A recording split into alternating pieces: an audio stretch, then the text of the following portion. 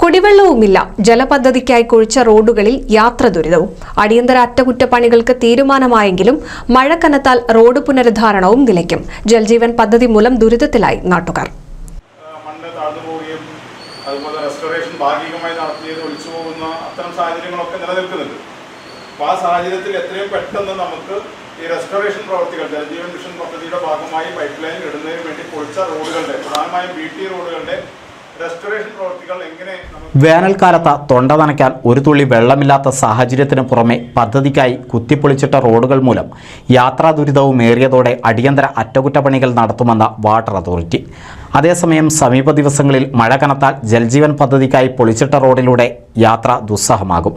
പൊന്നാനി നഗരസഭയിൽ നടക്കുന്ന അമൃത് പദ്ധതിക്കും വെളിയങ്കോട് മാറഞ്ചേരി പഞ്ചായത്തുകളിൽ നടപ്പിലാക്കുന്ന ജൽജീവൻ പദ്ധതിക്കുമായി പൊളിച്ചിട്ട റോഡുകളാണ് ദുരിതമായി മാറിയത്. മൺസൂൺ ആരംഭിക്കുന്നതിന് മുന്നേ മധ്യവേനൽ അവധിയിൽ ക്ലാസ് കഴിഞ്ഞ് സ്കൂൾ തുറക്കുന്നതിന് മുന്നോടിയായുള്ള അടിയന്തര പ്രാധാന്യത്തോടെ പുനരുദ്ധാരണ പ്രവർത്തികൾ പൂർത്തീകരിക്കുമെന്ന് MLA വിളിച്ചു ചേർത്ത യോഗത്തിൽ വാട്ടർ അതോറിറ്റി അധികൃതർ പറഞ്ഞു. തിങ്കളാഴ്ച മുതൽ റോഡ് ലെവലിംഗ് ആരംഭിക്കുകയും ബുധനാഴ്ച ടാറിംഗ് ആരംഭിക്കുമെന്നും കരാറുകാരൻ പറഞ്ഞു. PWD റോഡിലെ ടാറിംഗ് 25-നകം ആരംഭിക്കും. അതേസമയം മഴ പെയ്താൽ ഈ ജോലികൾ നിർത്തിവെക്കേണ്ട സാഹചര്യമാണ്. പൈപ്പ് സ്ഥാപിച്ചതിന് ശേഷം ടാറിംഗ് പ്രവൃത്തികൾ അനന്തമായി നീണ്ടുപോകുന്നതിൽ ജനപ്രതിനിധികൾ കടുത്ത ആശങ്ക യോഗത്തെ അറിയിച്ചു.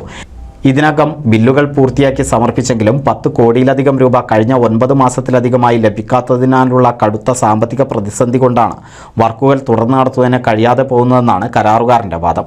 പൊന്നാനി നഗരസഭാ ചെയർമാൻ ശിവദാസ് ആറ്റുപുറത്തിൻ്റെ അധ്യക്ഷതയിൽ ചേർന്ന യോഗത്തിൽ മറ്റ് തദ്ദേശ സ്ഥാപന അധ്യക്ഷർ, വാട്ടർ അതോറിറ്റി ഉദ്യോഗസ്ഥർ, കരാറുകാർ, PWD ഉദ്യോഗസ്ഥർ എന്നിവർ പങ്കെടുത്തു. NCV news, Ponnani.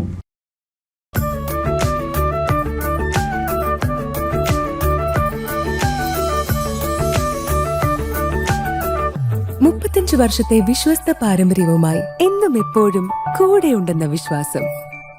Basit wedding mall, Basith arcade, Poonkottukulam, Tirur.